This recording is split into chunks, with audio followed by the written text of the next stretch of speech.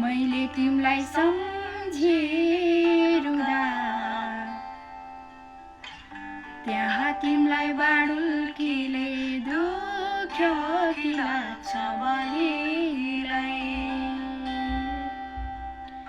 बाडुल्कीको लहर लाग्दा मैलाई सम्झी त्यहाँ तिमी रोयौ कि लाग्छ बलिलाई। तिम्रो माया शीतल जुन झैं आमा तिम्रो काख माया दिने चौतारी पिपल बर झैं आमा हो